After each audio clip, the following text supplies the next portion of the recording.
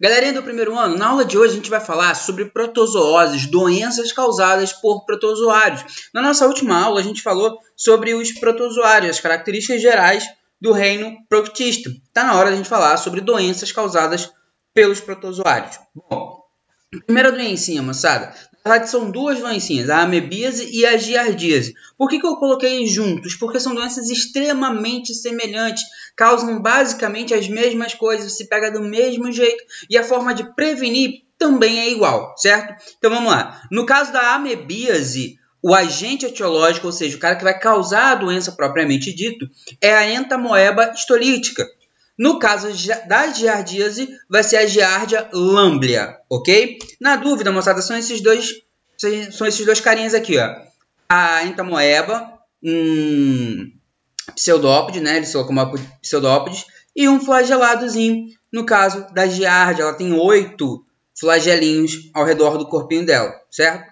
Qual é o sintoma dessas duas doenças? Vai dar dores abdominais, febre, diarreia extremamente forte, principalmente a entamoeba dá ainda mais forte, a anemia e vômitos, desidratação. Então, molecada, você vai ficar com as fezes tão aquosas, que você vai acabar sofrendo esse processinho de desidratação. É muito comum, por exemplo, giardia em crianças pequenas. Por quê? Porque toda criança pequena, qualquer coisa que pega, leva logo à boca. Então, acaba se contaminando. Como é que se pega giardia e amebíase? Através de ingestão de alimentos ou água contaminada por fezes que contenham o cisto do parasita. Durante o ciclo reprodutivo desses dois carinhas, eles formam um cisto, como se fosse uma cápsulazinha cheia de repletas de indivíduos ali dentro, que estão ali em uma cápsula protetora para poder sair do corpo do parasita para que se alcance um novo hospedeiro. Como está aqui na imagem, o que acontece? Você ingeriu um cisto. Dentro desse cisto, a liberação de formas vegetativas, certo? Essas formas começam a se multiplicar absurdamente, ou seja, ele começa a se multiplicar, começa a se reproduzir dentro de você, começa a capturar hemácias, nossas células sanguíneas, por exemplo, que vai causando a anemia em nós, certo? Na hora de reprodução desses dois protozoários, eles formam o cisto novamente e é eliminado junto com as fezes. Por falta de saneamento básico, acaba que essas fezes vai entrar em contato com a água ou com o alimento ingerido por nós. E aí vai dar aquela boa e velha diarreia. Toxoplasmose. Bom, molecada, na toxoplasmose a gente tem que tomar um pouquinho de cuidado, porque na fase aguda não vai causar assim, oh meu Deus, que sinistro, vou morrer por causa disso. Dificilmente, mas na fase congênita, ou seja, lá na formaçãozinha do bebezinho, pode causar alguns transtornos que serão para a vida inteira, tá? Bom, vamos lá. Quem é o agente etiológico da toxoplasmose? É o Toxoplasma gondii, certo? Na fase aguda, na maioria dos casos, em 90% dos casos, vai ser assintomático, beleza? Pode ser que ocasione doencinhas, probleminhas no coração, no fígado ou nos músculos, certo? Lesões na retina, isso é comum, pessoas perderem ali a visão por causa da toxoplasmose, mas em um segundo momento dessa fase aguda. Já na congênita, moçada, causa o abortamento, a mãe acaba abortando essa criança, infelizmente, um crescimento intrauterino retardado, o bebezinho ele não cresce conforme o esperado de um bebezinho, a morte desse bebê, má formação de variados tipos, principalmente no sistema nervoso. E aí, como que a gente pega essa doença? Bom, acontece que a Toxoplasma gondii, ele tem como hospedeiro definitivo os felinos, certo? Acontece que os felinos, ao eliminarem as suas fezes, também acabam eliminando cistos do Toxoplasma gondii.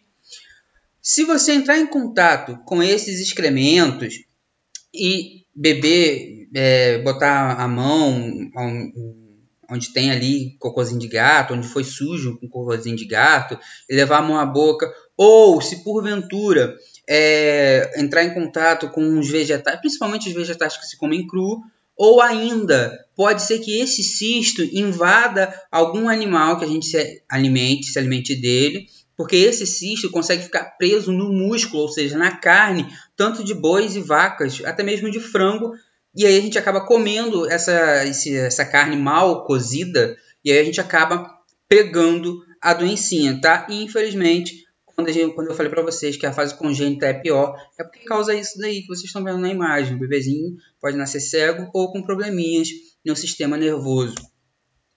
Tricomoniase, a DST, uma das DSTs mais comuns do planeta. Bom, a tricomoniase, moçada, é causada por tricomonas vaginalis.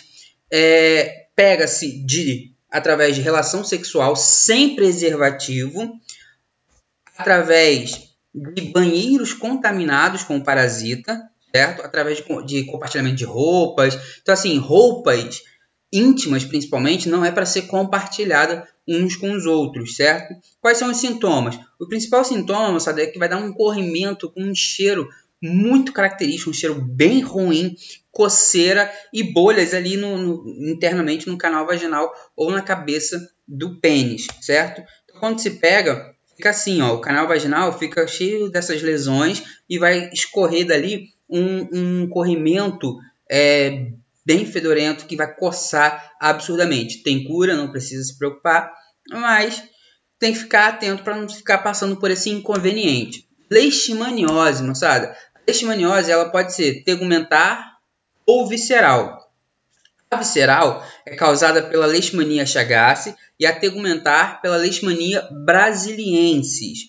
O vetor é os dois, para os dois é o mesmo, certo? Que é o mosquitinho flebotomínio, do gênero Lutsomia, certo?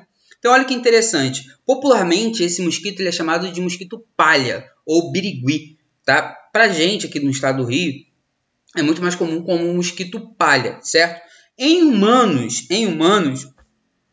a visceral vai causar o aumento e lesões nos rins, baço e fígado, certo? Então, seu abdômen começa a ficar distendido, começa a ficar grandão. E em cães vai ocasionar uma perda de peso bem considerável. O cachorro fica bem magrinho, por mais que ele coma e tal, ele vai ficar sempre magrinho e vai morrer. Infelizmente, em cães aí não tem muito o que se fazer quando se trata da visceral, beleza? Na tegumentar, moçada, vai ser pela gente Leishmania brasiliensis, vai se pegar do mesmo jeito através da picada desse mosquito, só que os sintomas serão diferentes. Na Leishmania tegumentar, vai causar essas lesões, essas feridas expostas aí na pele, mas que tem cura. E existe vacina para cães da Leishmania tegumentar. Algo muito interessante, molecada, porque assim, quando a gente começa a comparar, a partir do momento que foi inventada a vacina para os cães, e a gente começou a vacinar os cães e gatos também da doença, o número de Leishmania em pessoas veio reduzindo absurdamente. Então, como que se pega? Eu tenho aqui um ser humano ou um roedor, sei lá, um cão que esteja contaminado. O mosquitinho vai lá, vamos supor, picou esse lobinho aqui. O mosquitinho se contaminou e agora está passando, quando picar o homem, vai passar para o ser humano, certo? Algo que a gente precisa compreender é sobre o hospedeiro definitivo e o hospedeiro intermediário. O hospedeiro definitivo é quando em quem o parasita vai se reproduzir sexuadamente. Se o parasita se reproduz sexuadamente no homem, o hospedeiro definitivo é o homem. Se o parasita se reproduz assexuadamente no homem, eu vou dizer que o homem é o hospedeiro intermediário, belezinha? Fiquem atentos, porque, por exemplo, na malária, o hospedeiro intermediário é o homem.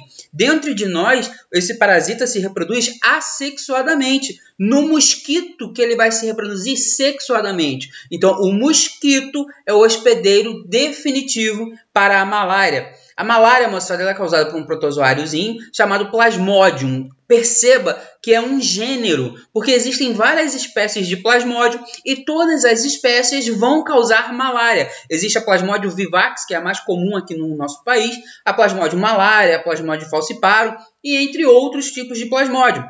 Coloquei esses três porque são os mais comuns de acontecer, tá? Note que a doença ela é endêmica das regiões tropicais do nosso planeta. Eu só vou conseguir ter malária, só há incidência de malária nessa região de azul no nosso planeta. Nem acima e nem abaixo temos a presença da malária, belezinha? O que a malária causa, professor? A malária, moçada, ela causa febre de tempos em tempos. É o principal sintoma ali que vai distinguir a malária das demais doenças. Porque funciona mais ou menos como está aqui no gráfico.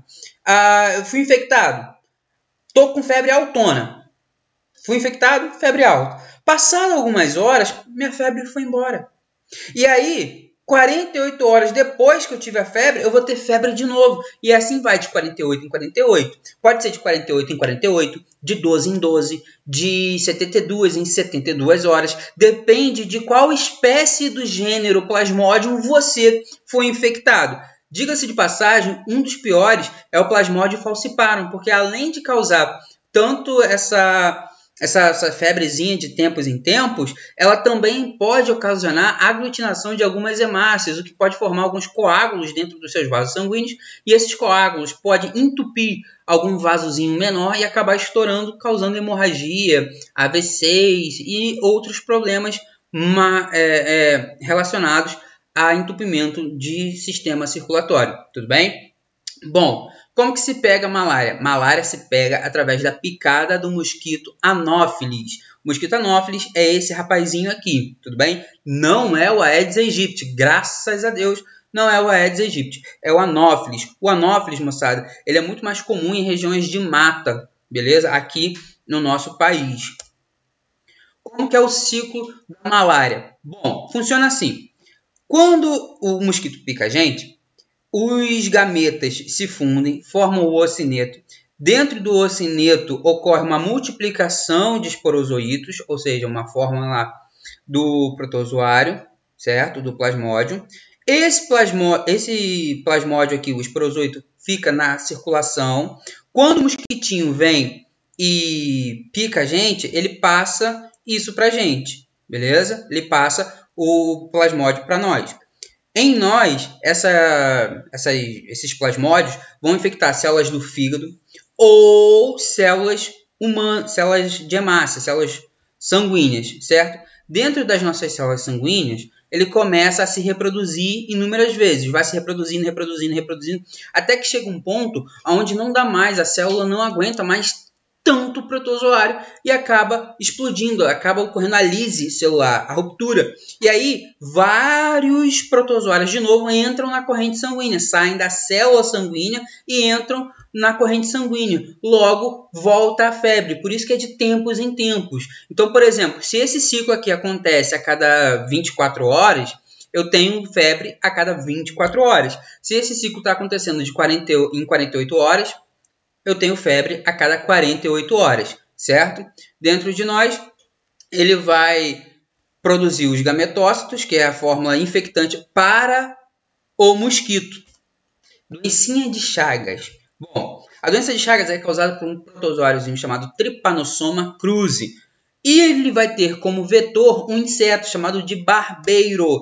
Esse inseto que está aí não é mosquito, é como se fosse um besourinho, certo? Bom, o hospedeiro definitivo aqui vai ser o homem, e aí a gente tem que tomar muito cuidado, porque a transmissão não é feita pela picada, como era nas outras doenças. A transmissão aqui é feita pelas fezes desse barbeiro, porque funciona da seguinte forma, molecada. O barbeiro, enquanto está se alimentando, ele está eliminando as suas fezes. E após ele terminar de se alimentar, o anestésico que ele aplica antes de te picar passa o efeito, e aí você começa a coçar. Nisso que você coça, você acaba trazendo as fezes dele para onde estava a ferida da picada, tudo bem? E aí o parasita acaba entrando na sua corrente sanguínea e te contaminando. Infelizmente, a doencinha de Chagas não tem cura. Quais serão os sintomas para a doença de Chagas?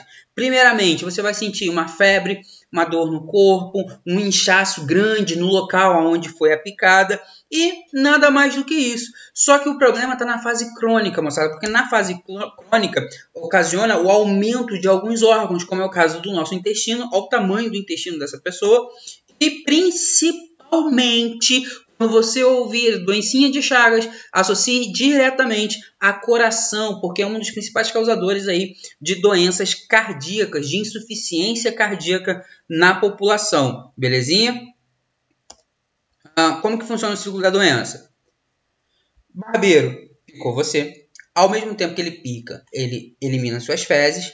Esse protozoáriozinho que está aqui nas fezes entra em contato com a sua corrente sanguínea. Em nós, ele se multiplica, beleza? Começa a se reproduzir inúmeras vezes.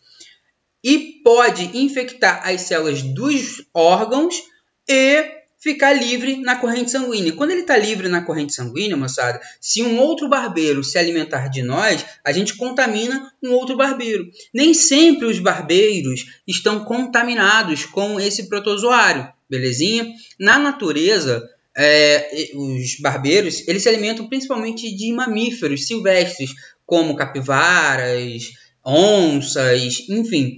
Só que com o avanço da cidade sobre essas áreas de mata, onde tinha essa fauna abundante, o barbeiro pensou o seguinte: ué, peraí, tá faltando comida para mim, eu me alimento de mamíferos. Opa, tá chegando um mamífero aí para mim, no caso, o ser humano, beleza? Por isso que a incidência de doencinha de Chagas vem crescendo na população e normalmente a gente fala assim, tá crescendo a população de cidade. Na verdade, está crescendo a população onde não deveria ter a cidade, certo?